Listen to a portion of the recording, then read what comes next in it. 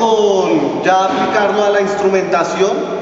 En el caso de nuestra banda marcial sería el bombo, lo aplicaríamos, y la caja lo aplicaríamos frente a las granaderas y las cajas que tenemos en el colegio.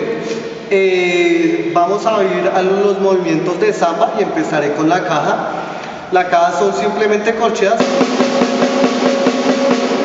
simplemente se llevan acentos. Los acentos aparecen como esa figurita que es el mayor que está sobre cada figura, cada corchea que están en la partitura que encontrarán. El movimiento de la caja es este.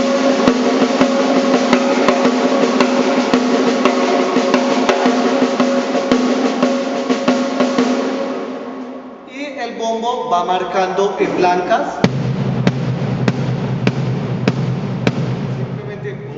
Pum, pum, pum.